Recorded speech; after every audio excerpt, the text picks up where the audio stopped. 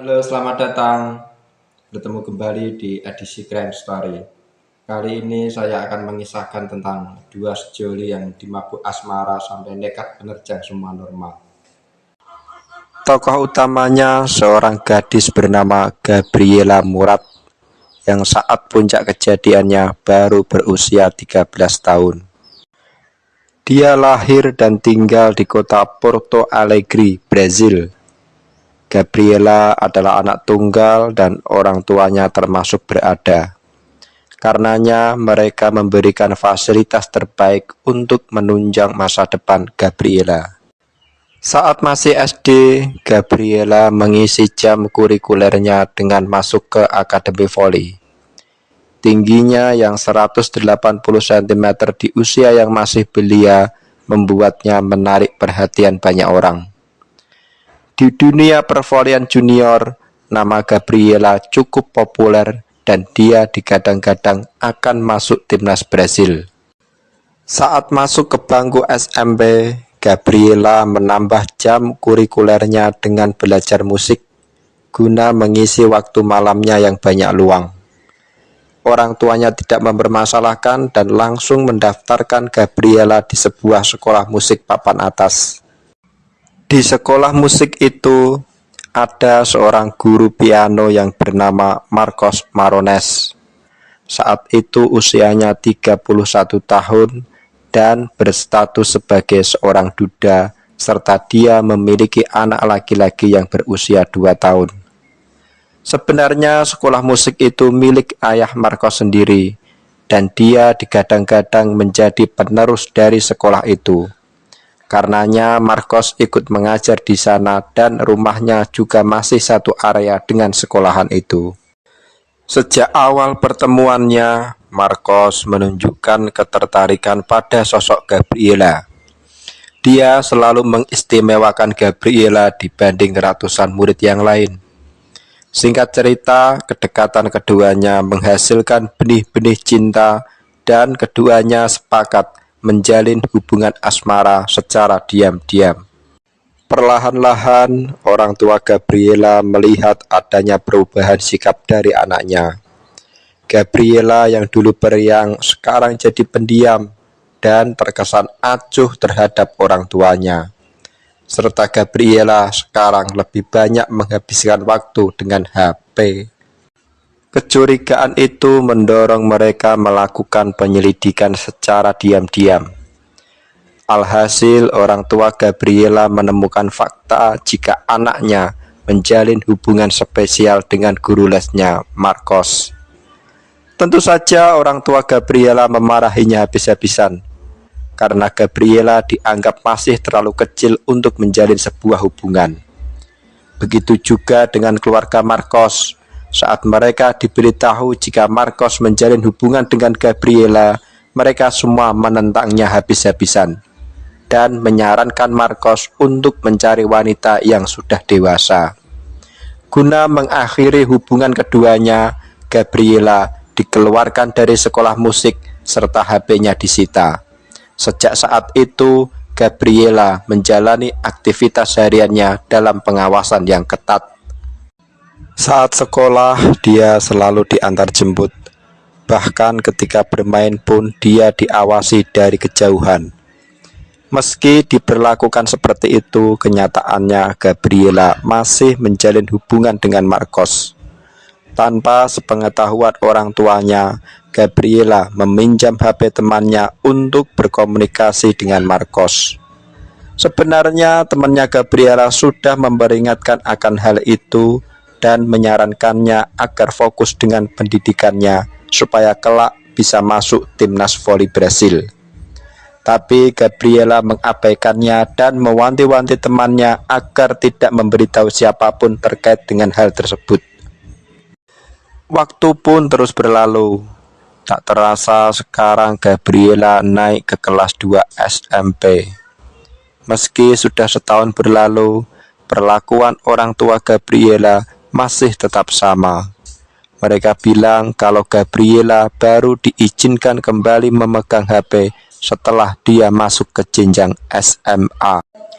Suatu hari saat jam pelajaran, Gabriela menangis terisak di dalam kelas. Ketika ditanyai oleh gurunya, dia tidak banyak bicara. Beberapa saat kemudian, Gabriela meminjam HP temannya lalu minta izin ke gurunya untuk pergi ke toilet. Sejam berlalu, Gabriela masih belum kembali. Guru itu lalu mendatangi Gabriela di toilet. Di sana, dia mendapati Gabriela sedang menangis sambil menelpon. Guru itu menenangkannya lalu mengajaknya kembali ke dalam kelas. Setelah masuk kelas, Gabriela langsung mengembalikan HP temannya lalu berbisik jika dirinya semalam bermimpi memeluk temannya dan pergi dengan melambaikan tangan. Setelah agak lama di dalam kelas, Gabriela berpamitan pada gurunya untuk pulang lebih awal. Ketika guru itu bertanya alasannya apa, Gabriela hanya bilang jika dirinya sedang tidak ingin mengikuti pelajaran. Seusai berkata itu, Gabriela langsung keluar dari kelas tanpa mendapat izin dari gurunya. Saat jam sekolah sudah usai, seperti biasa ayah Gabriela datang menjemput. Namun yang dia dapati hanya temannya berikut dengan penjelasannya. Mendengar penjelasan itu, ayah Gabriela panik. Dia langsung menghubungi istri dan kerabatnya, tapi semua tidak ada yang tahu keberadaan Gabriela. Ditemani beberapa orang, ayah Gabriela mendatangi rumah Marcos, tapi Gabriela tak nampak di sana. Begitu juga dengan Marcos, dia tidak ada di rumahnya. Bahkan keluarga Marcos tak tahu jika selama ini dia masih berhubungan dengan Gabriela. Mereka kira sejak peristiwa setahun lalu, hubungan keduanya sudah selesai. Karena sejak saat itu, mereka tak pernah lagi melihat Marcos pergi dengan Gabriela.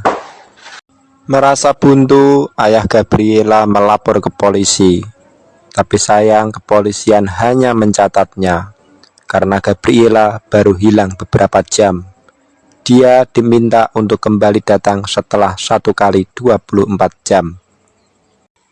Tapi ayah Gabriela tak mau menunggu. Dia terus melakukan pencarian ke tempat-tempat yang mungkin dikunjungi oleh Gabriela. Orang tua Gabriela semakin gundah saat hari berganti malam, tapi Gabriela masih belum pulang. Di saat yang bersamaan, Gabriela dan Marcos mendatangi sebuah motel. Mereka berhasil memesan kamar tanpa menggunakan kartu nama. Si resepsionis beralasan jika dia mengira kalau Gabriela adalah wanita dewasa. Dia sama sekali tak menyangka kalau gadis yang bertinggi 185 cm itu masih kelas 2 SMP dan baru berusia 13 tahun. Setelah resepsionis itu memberikan kunci kamar, Gabriela berpesan kepadanya agar besok mengetuk pintunya pada pukul 8 pagi. Keesokan paginya, pada hari Minggu di bulan Juni tahun 2006, tepat di pukul 8, pelayan hotel mengetuk pintu kamar Gabriela, tapi tidak ada jawaban. Beberapa kali dicoba, tetap tidak ada jawaban. Pelayan itu lalu pergi. Siangnya pada pukul 2, pelayan hotel kembali mengetuk pintu kamar Gabriela. Tapi masih tidak ada jawaban. Pelayan itu memperingatkan kalau pintunya tak dibuka, dia akan membuka paksa. Sekali lagi, suasana kamar itu tetap hening. Sama sekali tak ada respon. Si pelayan langsung mengambil kunci cadangan dan bergegas membuka kamar Gabriela. Setelah pintu terbuka, apa yang dilihat oleh pelayan itu mungkin tidak akan pernah dia lupakan seumur hidupnya. Terdapat banyak sekali percikan darah. Marcos sendiri terlihat terlentang di atas ranjang dalam kondisi telanjang.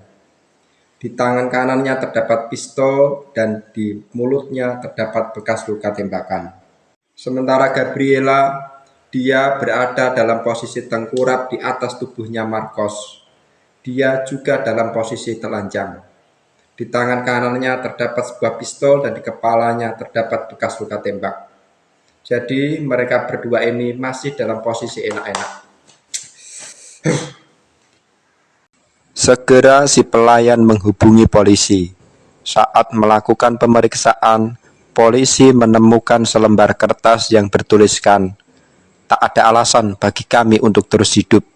Semua orang menentang, di mana sebenarnya kami hanya ingin dihargai terkait dengan apa yang sudah menjadi pilihan hidup kami. Tapi itu pun tak mereka berikan. Kepolisian juga menemukan tulisan di tembok yang berbunyi, "Bersama sampai mati." Tulisan itu terbuat dari coklat. Sedangkan dari tenaga medis memberikan keterangan kalau sebenarnya saat mereka datang keduanya masih dalam kondisi hidup. Tapi sayang di tengah perjalanan Gabriela menghembuskan nafas terakhirnya. Sedangkan Marcos keesokan harinya baru meninggal dunia. Setelah semua pemeriksaan selesai, kepolisian memberikan keterangan kalau peristiwa tersebut adalah paket komplit bunuh diri. Begitulah cerita kita kali ini. Gak nyangka ya, ada orang yang secara sadar saling tembak-menembak sambil enak-enakan. Tapi ya, beginilah kondisi dunia kita saat ini. Banyak yang sudah gila di luar sana. Ya, sekian dulu